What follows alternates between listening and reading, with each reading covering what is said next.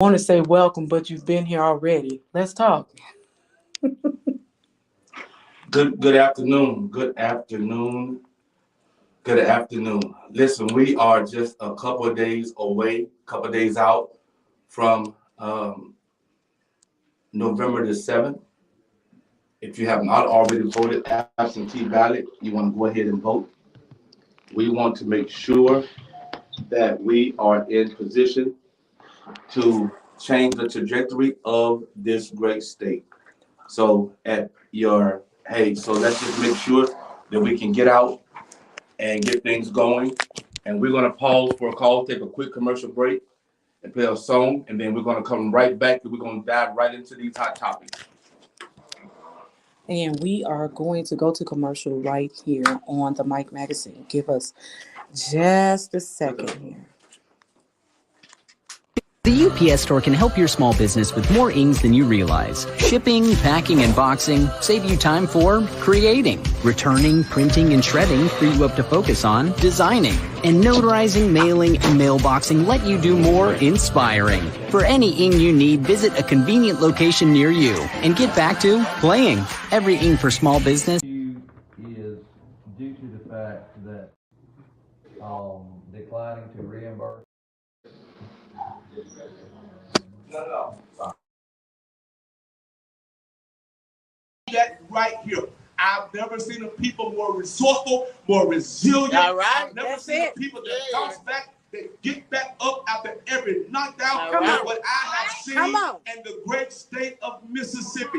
And I am here to tell you that we are about to change the trajectory of this state. We're expanding Medicaid. We're opening up rural hospitals back up. We're going to fully fund our education. We're going to work with these universities to make sure and to see if there is some way that we're able with our nurses and our teachers, Yes. those people who are essential Yes. to our economy, to our future and the legacy of our children. We're going to make sure and see how can we help them even with their school. Come on. Come on. We've got to find a way because all we really have is each other. That's it. That's All it. we really have is each other. That's it. We are the greatest resource. It cannot be politics, then people. It has to be people over politics. That's right, brother. That's it. We have to be conscious of that. Thumbs Up Mississippi, Larry Bradford for State Auditor is asking that you join us in sending us 5 numbers and also reach out to everyone in your phone and let them know that Larry Bradford is running for State Auditor. And we need your vote on Tuesday, November the 7th.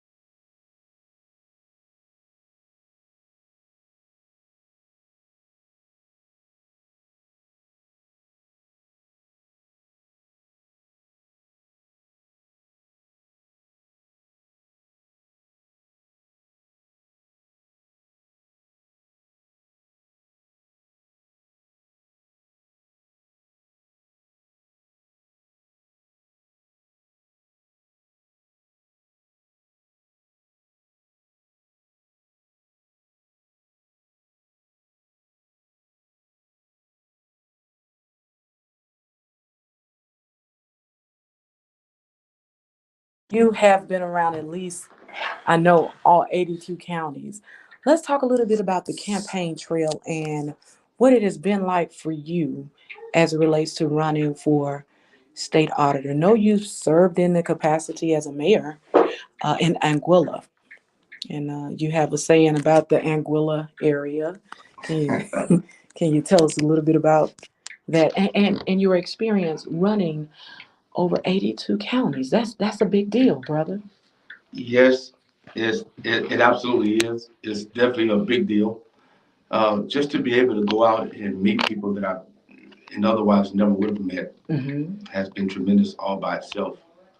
And so we're super excited about it, and just just glad that we are fortunate enough to have come this far. It's been some days that we you know had it getting long and hard. Absolutely. And it will definitely test your why. But we're grateful and we're thankful that God gave us the grace to actually get through it. It's been a blessing. Absolutely. I know your truck, which is serving as a moving billboard, has probably picked up a whole lot of miles.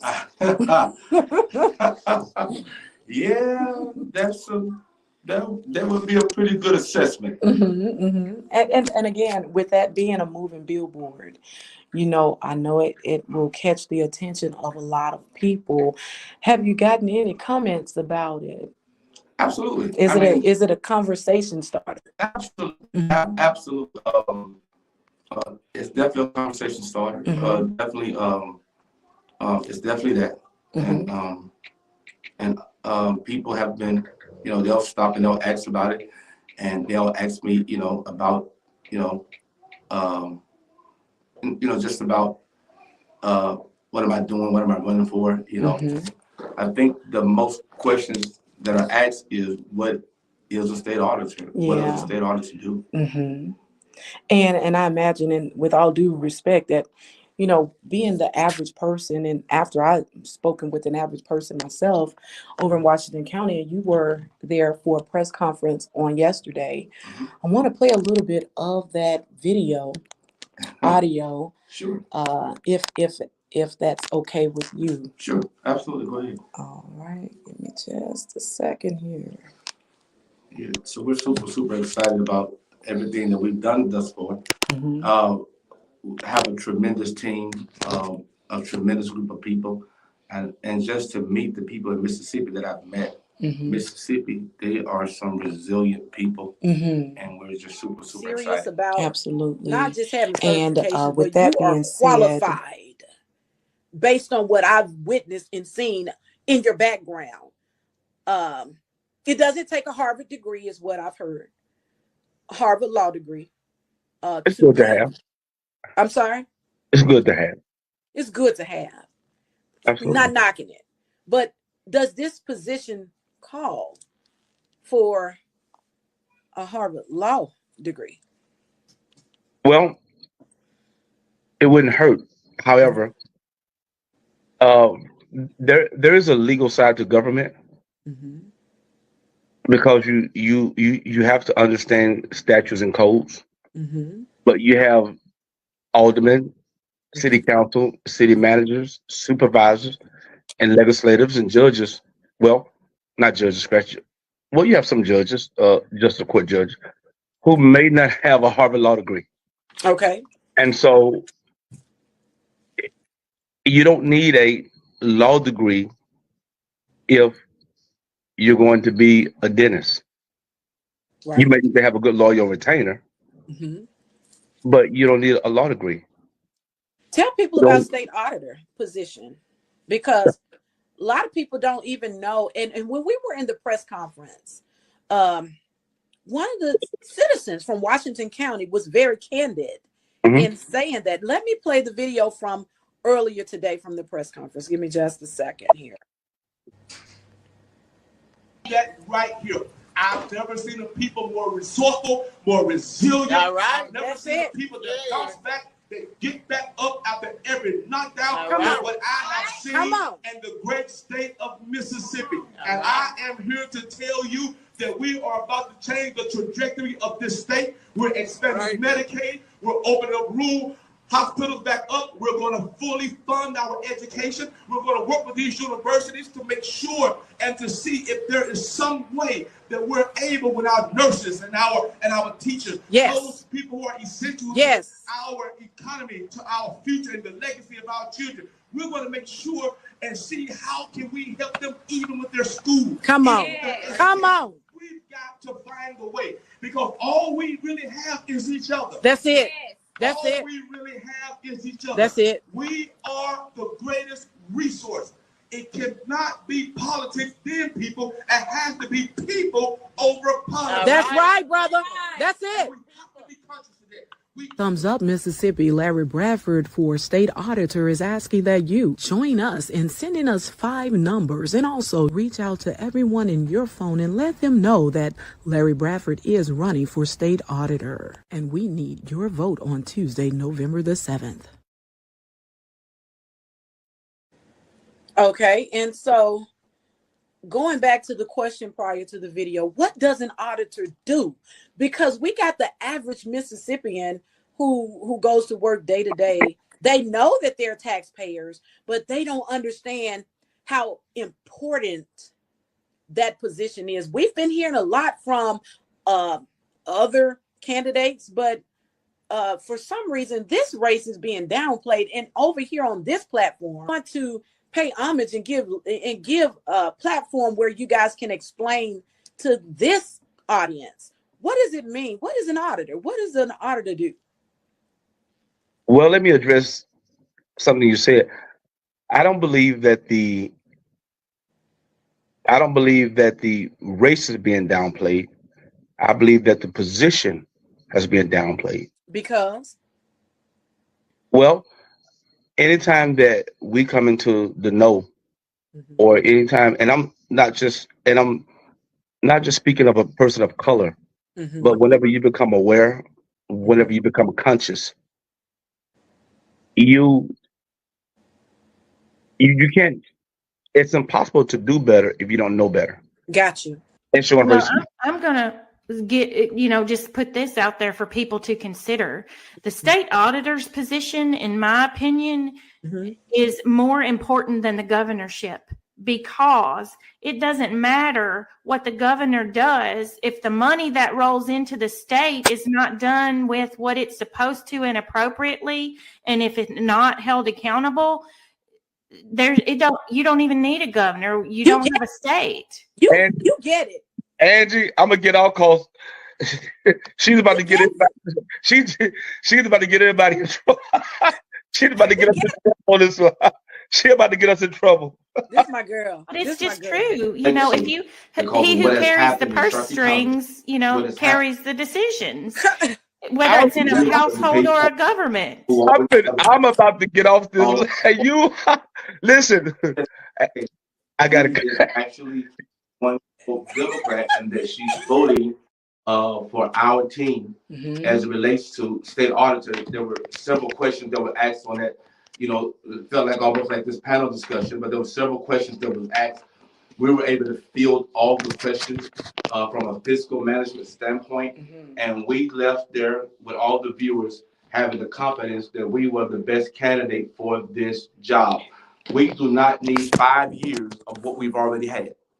If anybody paid attention last night to the debate between Governor Tate Reeves and who's the incumbent, and our Democratic candidate for Governor, Brandon Presley, you heard several things that was said that really, really has caused a black cloud that is called the stigma to be attached to Mississippians.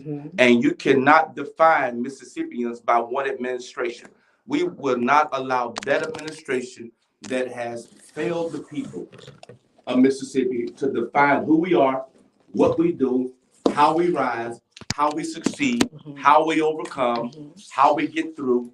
We will not allow that to hinder us or to stop us. Listen, that's why we need everybody. We need everybody. We need Lottie Dottie. We need everybody. Listen, we need you to get to those polls. We need you to motivate. We need you to start having conversations. There's some big games this weekend, some big games. And normally, And normally during big games, I know Jackson State, there's a big tailgate going on. At all points, there's a big tailgate going on. So there's a lot of big things that are happening. But I don't want to forget the main thing.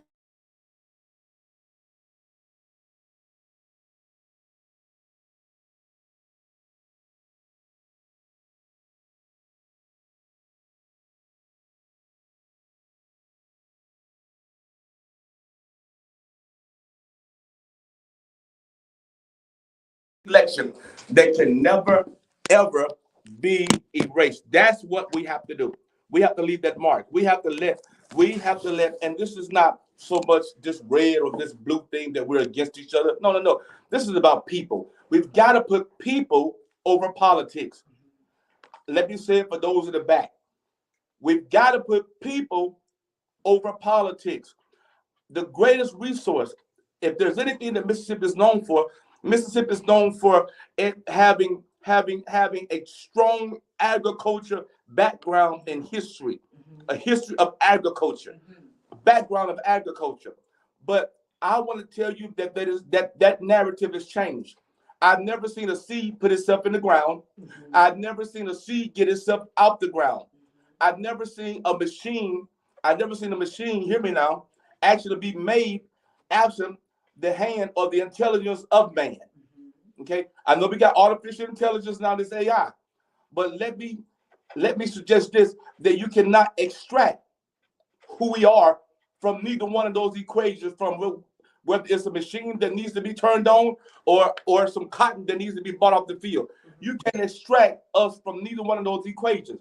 And since you can extract us from neither one of those equations, what we cannot allow society to do is to dictate who we are in the process. We are the most important people in this equation. It is not agriculture. Agriculture may used to be king, but people are now. We're principle, we're priority, we're first, and we can no longer be treated and handled like we're second class. This is our time now. We got to rise like never before. I believe I heard you say in the press conference that the people are the biggest resource. Absolutely. People are the biggest resource, because now what you have is that people are our educators. People are in medical fields. People are in industries. People are there. There's nothing that's happening that you get to leave people out of. And so, and when you look at agriculture, well, and don't get me wrong, agriculture, no, that's farming, and that's what we're known for. Bag that ag up. Yeah, shout out to Robert Bradford, bag that ag up. Absolutely. So we've got to make certain that that we don't allow people to mismanage and mishandle and make us feel like we're insignificant in this process. It's not what we bring to the table. We are the table. Wow. I'll say it again. It's not what we bring to the table. We're the table. We're the table that's going to change the trajectory of how things have gone, of how things have went. And if we're honest, we're not happy with them. We're not happy with what we make, minimum wage. Who's happy with that? Minimum wage has to be living wage. What's the cost of living now? So you're saying there's a difference in minimum wage and living wage? Absolutely. Absolutely. The cost of living goes up. If we continue to raise taxes on groceries, if we continue to raise taxes on property, if we continue to raise car tax fees and taxes, if we're constantly raising those taxes, and now our statute says that we can only raise it by 5 meals or 0.5 meals. So annually. But in 4 years, that's 20. That means that, and so based on the property that you have, the acreage that you have, that determines the amount of money that you pay. And so oftentimes, a lot of us are on fixed income. A fixed income is fixed.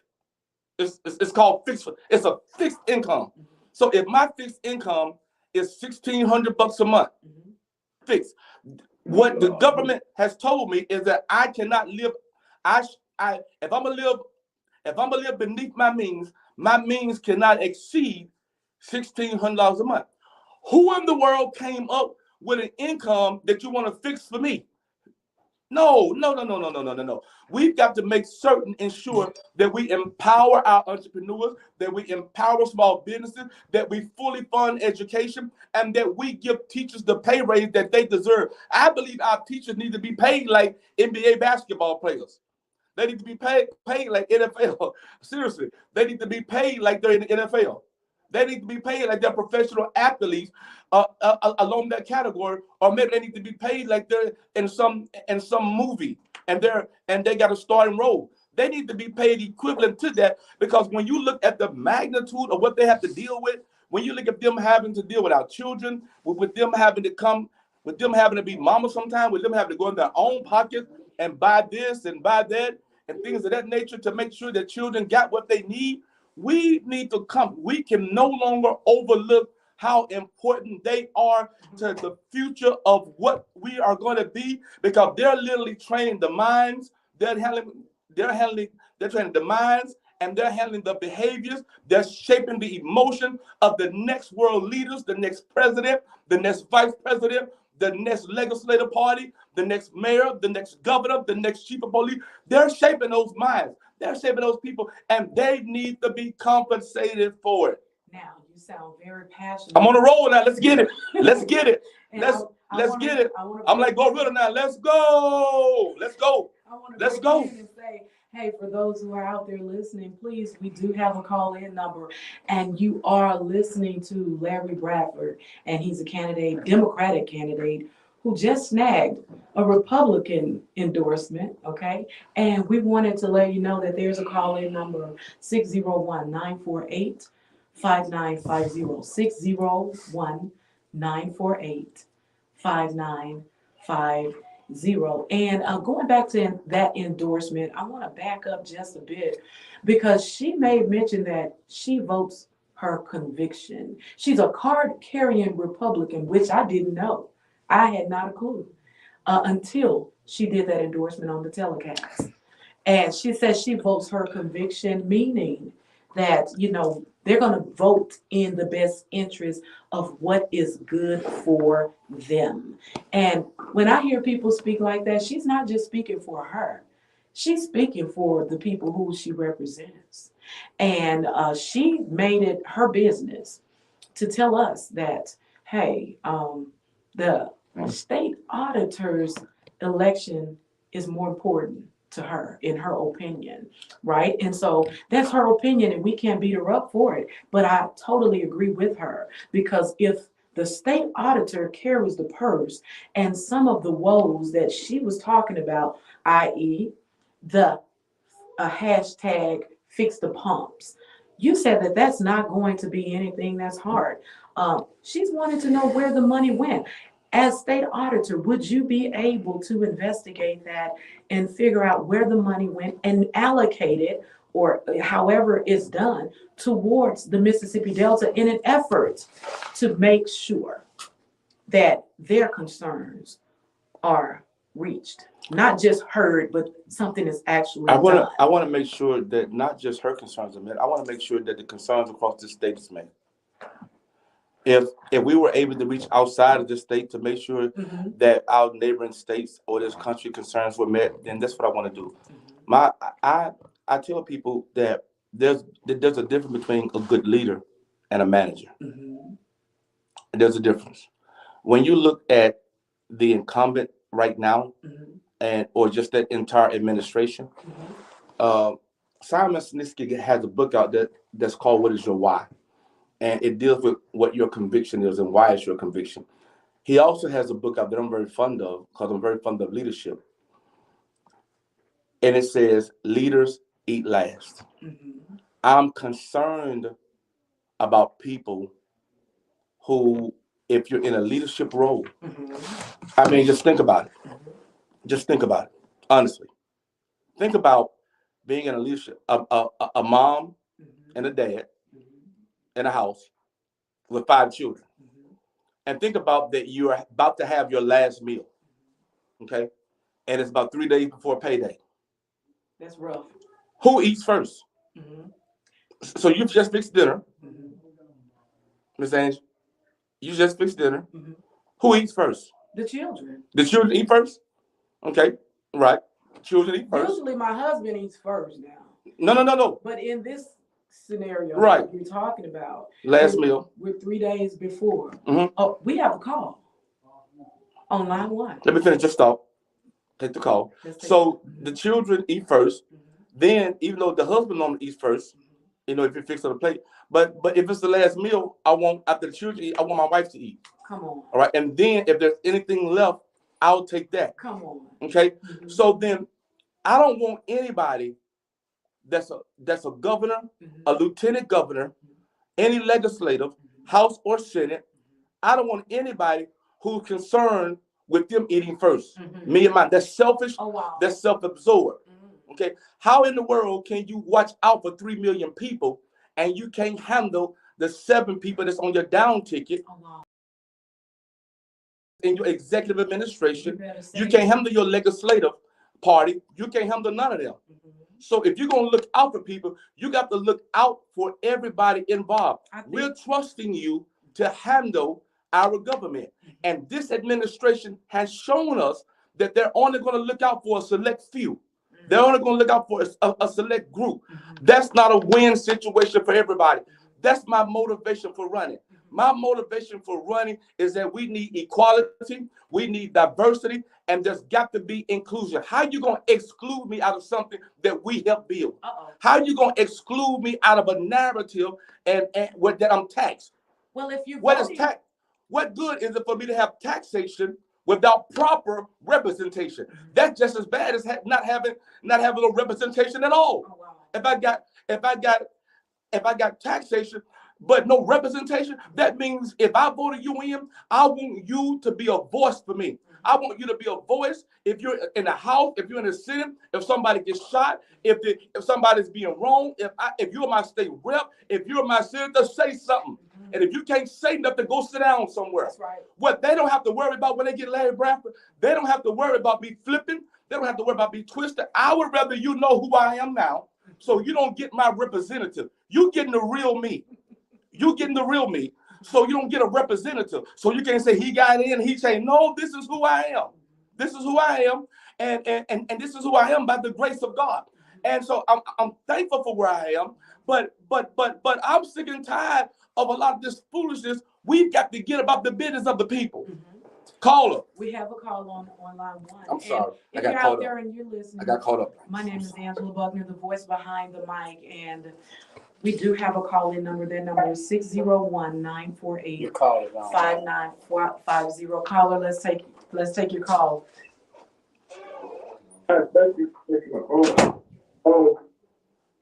This question is for the candidate running. I was trying to ask a question concerning what do you think about education? My wife and I, we really love education. We have pure education. And our question was, how do you feel about like small charter schools? How do I feel about funding that's lacking there?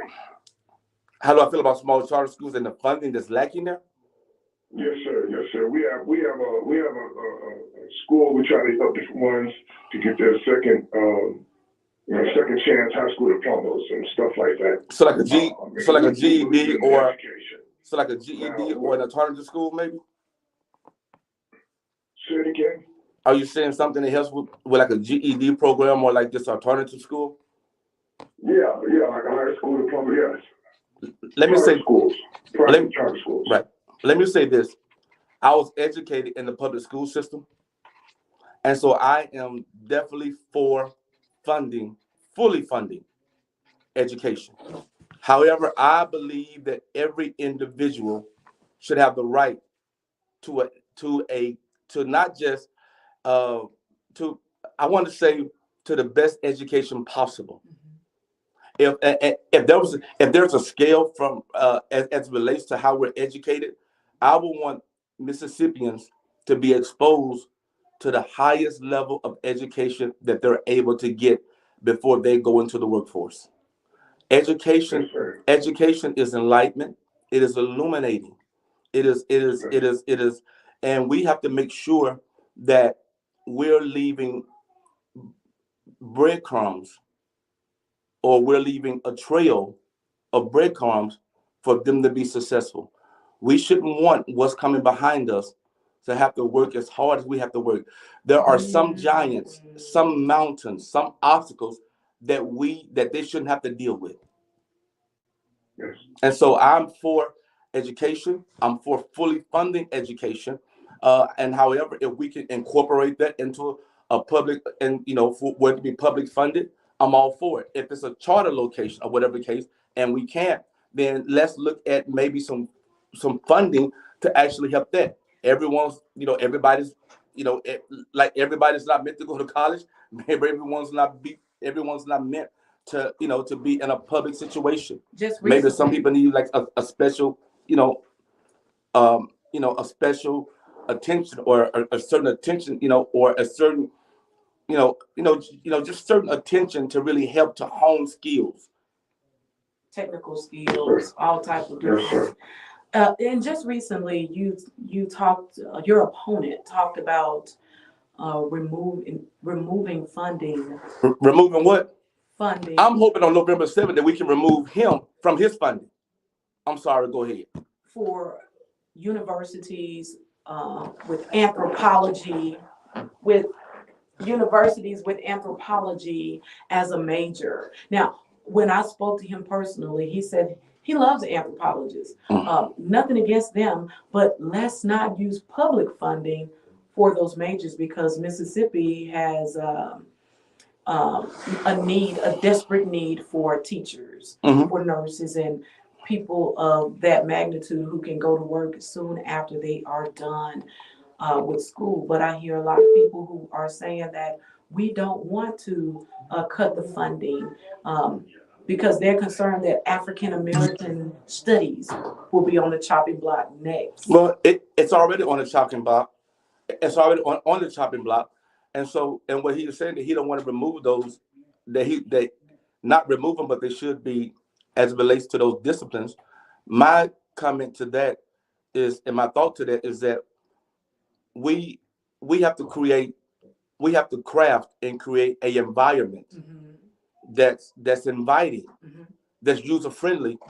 These disciplines that he's attempting to remove is only because that we don't have a leadership that knows how to create an environment, that they don't know how to create an environment that nurtures and coexist with others, that nurtures those disciplines. And so that's all that says to me, that we have to have a relationship and we have to have an atmosphere. We have to have an incubator that nurtures those relationships.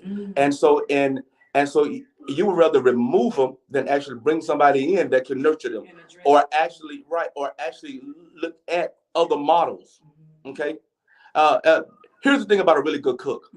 A really good cook can go to a restaurant and take a pinch of something and put it on the tip of their tongue and say, okay, it got sage in it, it got paprika in it, it got this in it. My problem is that we got a leadership who are not really good cooks. They don't know how to take a pinch of what's happening in Alabama, a pinch of what's happening in Georgia, a pinch of what's happening elsewhere, and says, you know what? If it can work there, if we put the right incubator in place, if we nurture the right relationships, it can work here. Well, during the debate last night, and we have a caller. Let's take our caller. Okay, caller, let's go. Thank you for taking my call. I want to just ask the question, then I want to be able to hang up and listen because I think it's so important. I wanted to know, how do you feel about removing the state testing from our public schools, and for high school, just utilizing the ACT and the SAT for high school seniors and juniors, as opposed to them being required to have to pass a state test in order to graduate, and then taking the third grade testing just completely out of the system? Because it seems as though with Mississippi, we are moving closer or moving more in the direction of just letting the students test, and the teachers, it doesn't matter what the teachers teach the students, because if the teachers say that the student can excel, then if they don't pass the test on that particular day, then they are held back or whatever it is. And colleges are only using ACT, SAT for entrance, and our state test is not doing anything for them other than saying they can't graduate or they can't do this. And I'm looking for our leaders to look at that, because we actually pay for those state testing. So that would be a whole funding source that we could use for something else, as opposed to requiring our students to not have to take the state test. I'll make this point and I'll hang up. During the COVID and the pandemic, the students did not have to pass the state test in order to graduate. So I'm saying if it worked then, why wouldn't it work now? Unless somebody is benefiting from state testing. But thank you all for taking my call. Thank you. And there is a such thing as testing and measuring in education. So you want to be able to know how to test and measure what it is that they do know in third grade now. As far as using that as a way to hold them back, we do know, because you said all too well, Bradford, that there is a pipeline to prison. Right, exactly. I'm definitely for it. When there was no state testing requirement when I came up in school. We and our interest into college was based on ACT scores or SAT scores. And you're right, that money can be, as a matter of fact, you're pretty accurate. And maybe after I become your next state auditor, we need to bring you on board so we can help make sure that we are moving that we have mediation between what needs to really happen. Because at the end of the day, we have to create a incubator of a win-win-win situation. And not that we're attempting to let anybody, just skate by. Mm-hmm. That test in the third grade, I'm concerned with, because you heard the governor talk about how the fourth graders and how we and talking about the Mississippi Miracle. And I'm very happy that fourth graders have done that. We applaud them. But I want to see a Mississippi Miracle that takes place in the third grade, because that's the test that they're using to build and privatize this prison pipeline. Mm-hmm. So I don't want us to get caught up in these smoke and mirrors.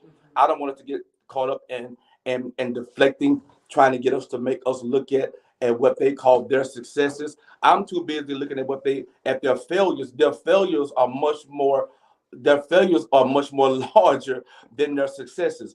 Even at Hobnob, at Hobnob, when I was given an amazing opportunity to speak to so many different people.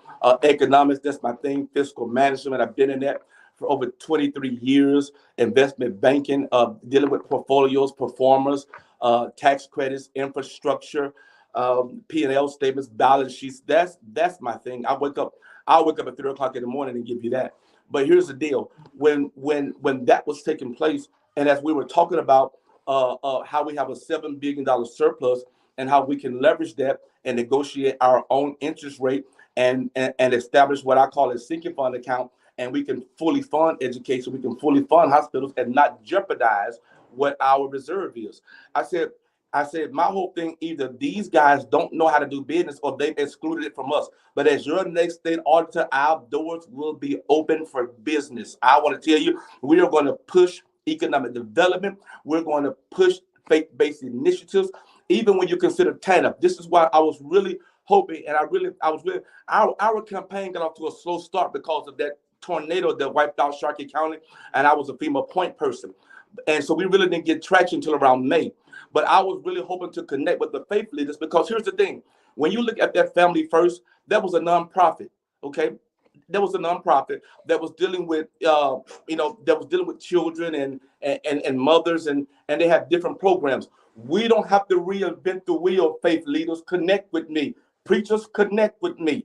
We don't have to reinvent the wheel. That money that was going there was put in a community block grant. We don't have to reinvent the wheel. That money can be dispersed to our entities. We understand that since COVID, that the plate offering is down, but we have the opportunity to hire our own people and do what they were attempting to do, but mismanaging, stealing, giving it away to people for yoga instructors, giving it away to build facilities that we'll never get to use, giving it away for book clubs and other private situations that they taking all kind of trips, all kind of ball games.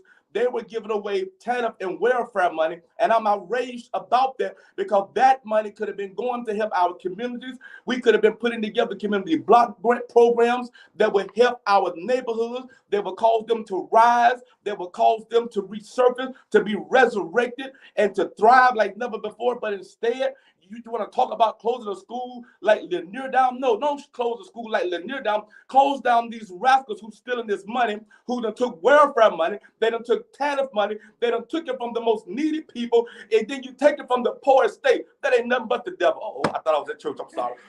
Listen to me. I want to help somebody. On November the 7th, you got to vote Brad and not Shad. We're going to change the narrative. We're going to change the direction. We're going to make a push. He is saying in 5 years, he was appointed. And Tate Reeves says, well, Tate Reeves told Brandon last night, well, you're trying to put me with a scandal, and I wasn't sworn in until 2020. Well, I know Shad White, the incumbent, got appointed in 2018, which means he was there when it was all going on. And so it bothers me how we're leaving his name out. He was appointed to cover this corruption, and they thought he could cover it. He's a career politician. That's hoping to be governor one day. And so my whole thing that if Nancy knew that it was wrong, Shad White knew also. Listen to me. We have got to clean this narrative up.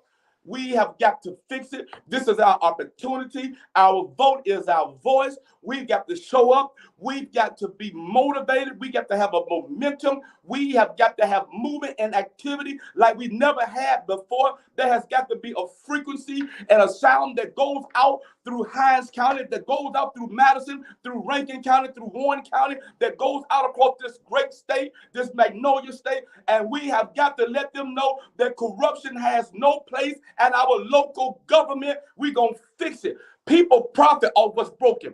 A mechanic will go out of business if your car not broke.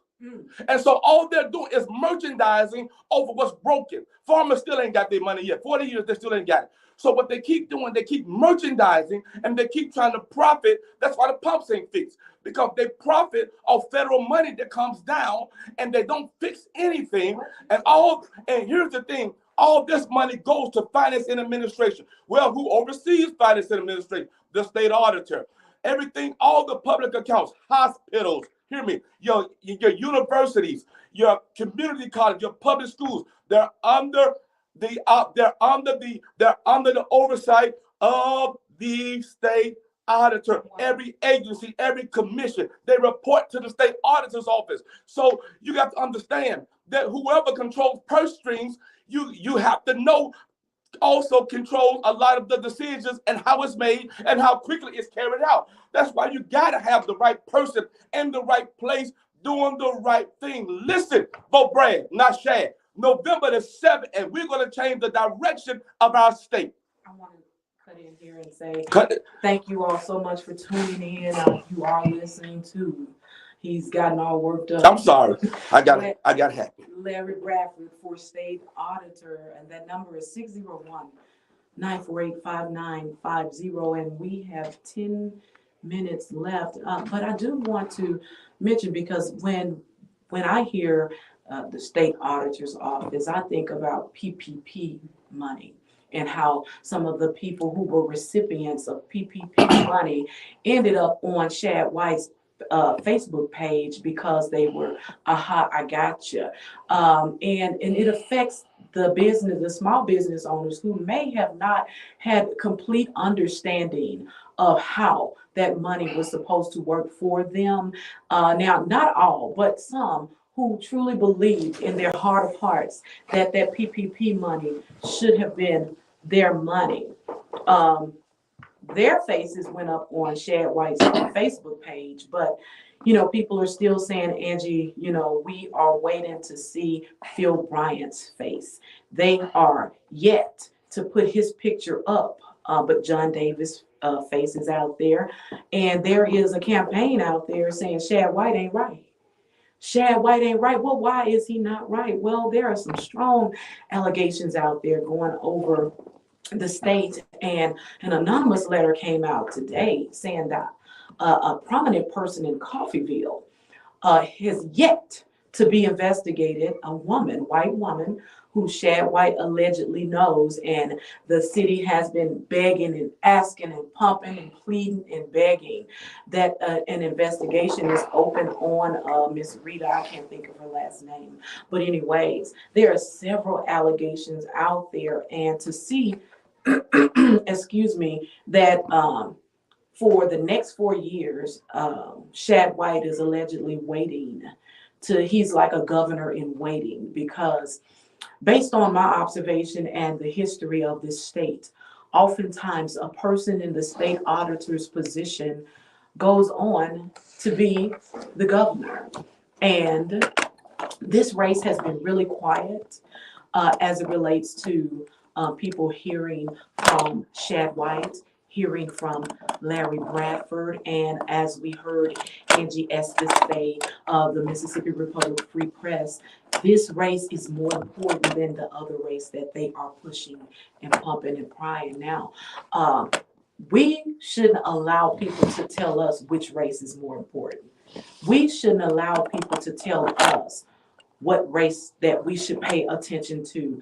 Yes, there was a debate last night. Yes, there were people who were gung-ho about watching it. Did I watch it? No, I did not watch the debate while it was on, okay? I was too busy talking to Larry Bradford to get an understanding as to what a state auditor does. And there were so many people who were tuned in on our platform, paying attention and getting an understanding about PPP money and how these allegations and things of this magnitude should be a thing of the past Let me in the address that state real of quick. Mississippi. And if Before Nancy knew, Shad White knew too. Right, let me address it before we get out of here. A lot of things that happen with PPP money when people got it under their business. First of all, it matters if you are a C Corp, an S Corp, a partnership, an S Corp is a sole proprietor, an LLC, or a PLLC. That's a partnership limited liability. That matters first of all.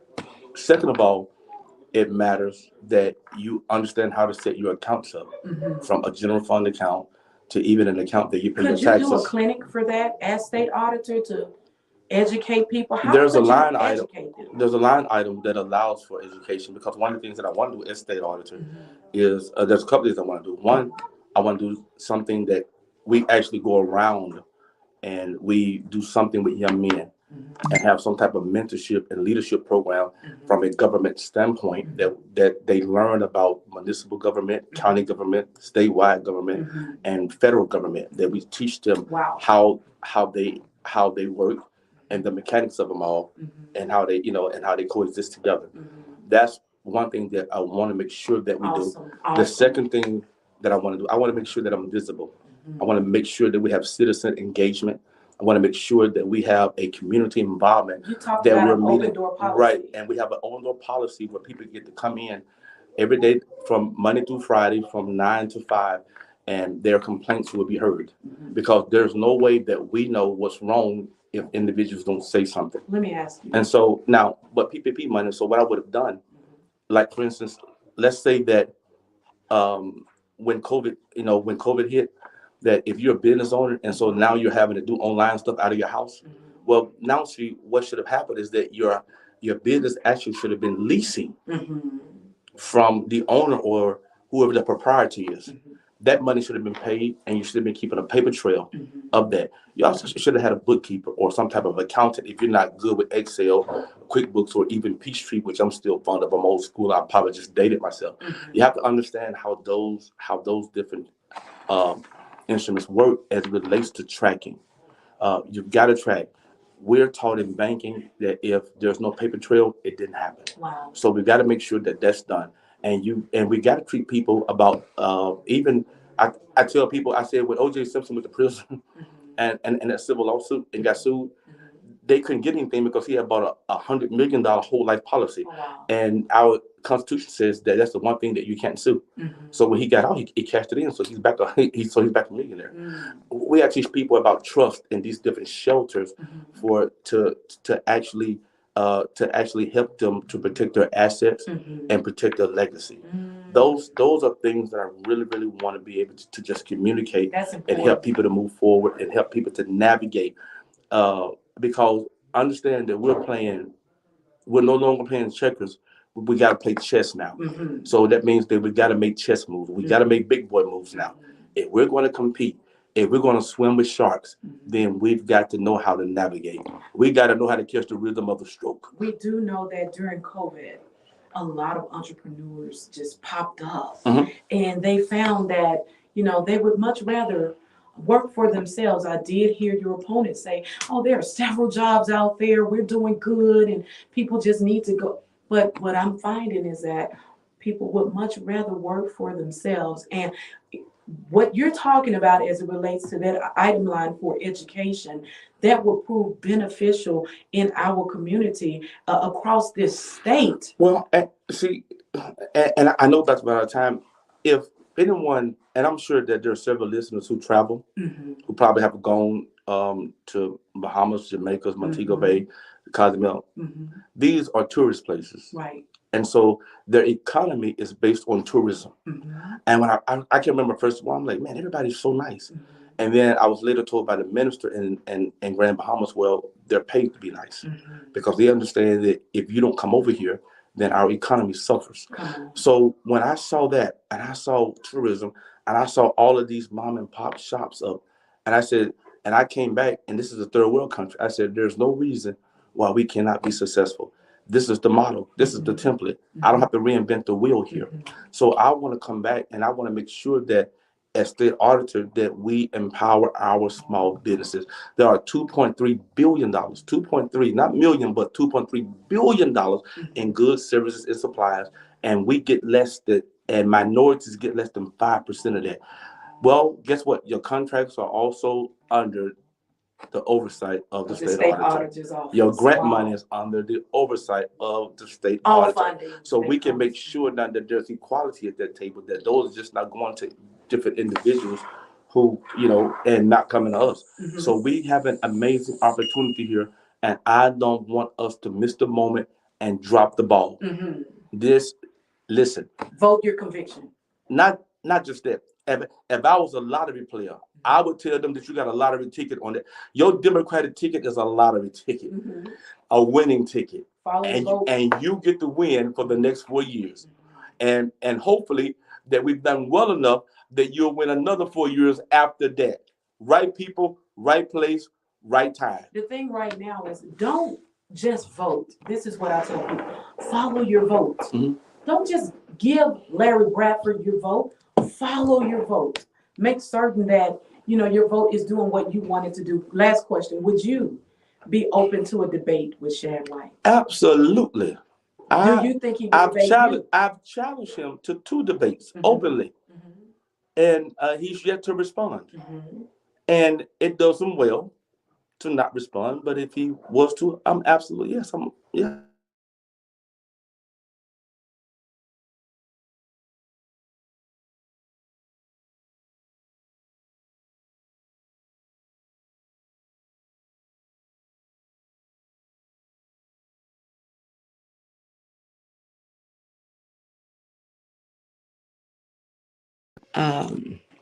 They're saying thumbs up, Mississippi, and they're asking that you please make certain that you pass the message over so that people will understand that we are trying to text as many people as possible to make certain that the word gets out prior to November the 7th. Text everybody in your phone.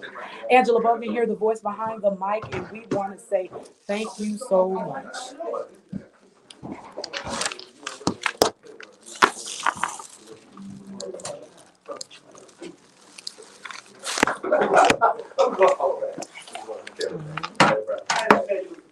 The UPS Store can help your small business with more ings than you realize. Shipping, packing, and boxing save you time for creating. Returning, printing, and shredding free you up to focus on designing. And notarizing, mailing, and mailboxing let you do more inspiring. For any ing you need, visit a convenient location near you and get back to playing. Every ing for small business, all in one place. The UPS Store. Our certified